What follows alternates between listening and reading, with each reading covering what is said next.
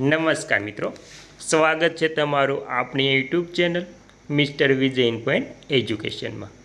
તો આજે આપણે વાત કરવાના છે કે ગુજરાત રાજ્ય સરકારે શા માટે 18 મહિનાનું બાકી ડીએડીએસ જાહેર કર્યું।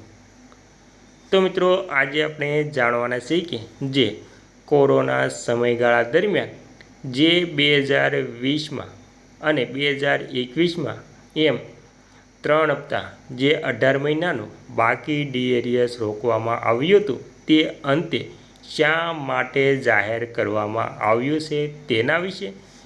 તો મિત્રો બધી જ વાત વિગતવાર જાણતા પહેલાં તમને એક નમ્ર વિનંતી છે કે તમે આપણી ચેનલમાં નવા હોય તો આપણી ચેનલને સબસ્ક્રાઈબ કરી લેજો અને મિત્રો વિડીયો ગમે તો લાઈક પણ કરી દેજો। જો મિત્રો તમે સબસ્ક્રાઈબ કરેલી છે તો તમને આવી કોઈ પણ નવી અપડેટ આવશે તે નોટિફિકેશન સૌથી પહેલાં તમને મળી જશે, એટલા માટે આપણી ચેનલને સબસ્ક્રાઈબ કરી લેજો। તો મિત્રો વિગતવાર વાત કરીએ તો ગુજરાત અને કેન્દ્ર સરકાર દ્વારા કોરોના મહામારી દરમિયાન એટલે કે જાન્યુઆરી 2020થી જૂન 2021 રોકી રાખવામાં આવેલા 18 મહિનાના મોંઘવારી ભથ્થા એટલે કે ડીએ અને મોંઘવારીના ડીઆરના બાકી એરિયસની ચૂકવણી કરવામાં આવશે નહીં। સરકાર દ્વારા સંસદમાં સ્પષ્ટ કરવામાં આવ્યું છે કે આ નાણાં ચૂકવવાનો તેમનો કોઈ ઈરાદો નથી। 18 મહિનાના ડીએડીએસ અંગેની મુખ્ય વિગતોની પણ વાત કરી લઈએ તો તેમાં બાકી સમયગાળો તો મિત્રો 1 જાન્યુઆરી 2020થી 30 જૂન 2021 સુધી। ત્યારબાદ સરકારનું નિવેદન, નાણાં મંત્રાલયે સંસદમાં જણાવ્યું છે કે COVID-19 દરમિયાન નાણાકીય ભારણ ઘટાડવા માટે આ ભથ્થાઓ સ્થગિત કરવામાં આવ્યા હતા। ત્યારબાદ બચત અને ઉપયોગ, આ નિર્ણયથી સરકારે અંદાજિત રૂપિયા 34,400 કરોડની બચત કરી હતી, જેનો ઉપયોગ રોગચાળા દરમિયાન કલ્યાણકારી યોજનાઓ પાછળ કરવામાં આવ્યો હતો।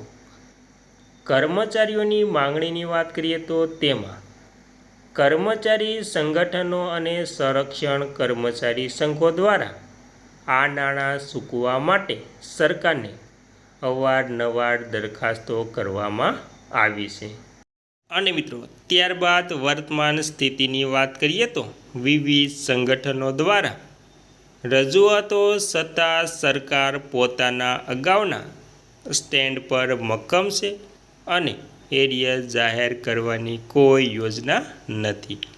તો મિત્રો આવી રીતે કેન્દ્ર સરકારે તેમના કર્મચારીઓ અને પેન્શનરો માટે જે 2020-21માં જે 18 મહિનાનું કોરોના સમયનું મોંઘવારી ભથ્થું રોક્યું હતું તે દેવાનો કોઈ ઈરાદો નથી, તે સ્પષ્ટ કરવામાં આવ્યું છે।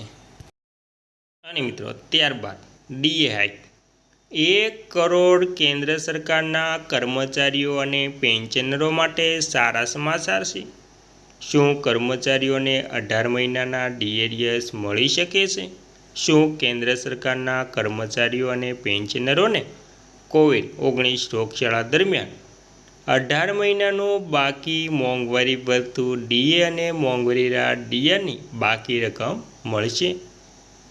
તો મિત્રો જે અગાઉ આપણે વાત કરી તે પ્રમાણે 18 મહિનાનું બાકી ડીએડીએસ સરકાર દ્વારા કોઈ જાહેરાત કરવામાં નથી આવી, તેમ છતાં પેન્શનરો અને સરકારી કર્મચારીઓ શું માને છે તેની તમામ વાત આજે આપણે કરી લઈશું। તો મિત્રો તેમાં સૌથી પહેલાં આપણે વાત કરીશું કે કોને એટલે કે કયા પેન્શનરો અને કયા સરકારી કર્મચારીઓને અને કોને કરી છે માંગ 18 મહિનાના બાકી ડીએ એરિયસ વિશે। તો મિત્રો તમે જાણો છો તે પ્રમાણે જે કોરોના સમયનું ડીએ રોકવામાં આવ્યું છે તેમાં 1 કરોડ કેન્દ્ર સરકારના કર્મચારીઓ અને પેન્શનરો માટે સારા સમાચાર આવ્યા છે। કર્મચારીઓના 18 મહિનાનું એરિયસ મળી શકે છે। પીએમ મોદીને કેન્દ્ર કર્મચારીઓ અને પેન્શનરોને કોરોના મહામારી દરમિયાન 18 મહિનાના પેન્ડિંગ મોંઘવારી ભથ્થા અને મોંઘવારી રાહતનું પેન્ડિંગ ચૂકવણું આપવા અંગે પ્રપોઝલ મળ્યું છે.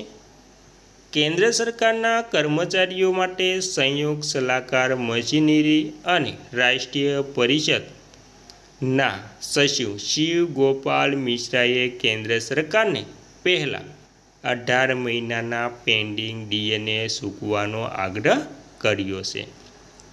તો મિત્રો, આવી રીતે કર્મચારીઓ અને પેન્શનરો માટે ખૂબ જ મોટી ચર્ચા ચાલી છે. ત્યારબાદ સરકારે નહોતું આપ્યું 18 મહિનાનું પેન્ડિંગ ડીએ એરિયસ. તો મિત્રો, તેમાં કોરોના મહામારીને જોતા કેન્દ્ર સરકારે જાન્યુઆરી 2020થી જૂન 2021 સુધી 18 મહિનાના જે બાકી છે ડીએનું પેમેન્ટ રોકી દીધું હતું. આ પહેલાં ભારતીય સંરક્ષણ મજૂર સંઘના મહાસચિવ મુકેશ સિંહ કેન્દ્ર સરકાર પાસેથી પેમેન્ટ કરવાનો આગ્રહ કર્યો હતો. 18 મહિનાનો ડીએરિયસ હજી સુધી પેન્ડિંગ છે મિત્રો.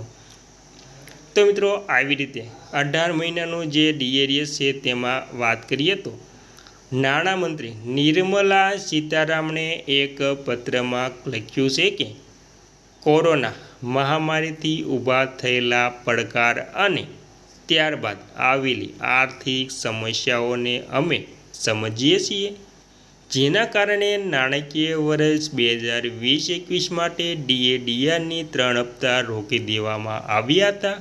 હવે આપણો દેશ ધીમે ધીમે મહામારીથી બહાર આવી ગયો છે. આપણા દેશની આર્થિક સ્થિતિમાં સુધારો થવો સારી બાબત છે. તો મિત્રો, આવી રીતે નાણાં મંત્રાલય સીતારામણે પણ પત્રમાં લખ્યું હતું કે કોરોના મહામારી દરમિયાન જે ઊભી થઈ હતી પરિસ્થિતિ તેને રોકવા માટે આ 3 હપ્તા રોકવામાં આવ્યા હતા. એટલે કે 18 મહિનાનું બાકી ડીએરિયસ રોકવામાં આવ્યું હતું અને હવે સરકારને મળ્યું 18 મહિનાના ડીએરિયસનું પ્રપોઝલ.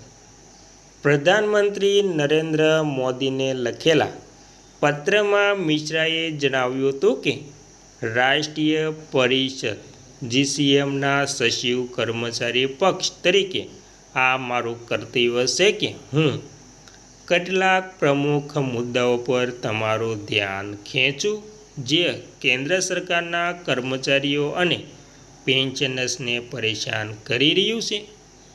જો સરકાર 18 મહિનાના ડીએરિયસના પ્રપોઝલને સ્વીકારી લેશે તો કર્મચારીઓ માટે મોટા અમાઉન્ટની સેલેરી મળી શકે છે.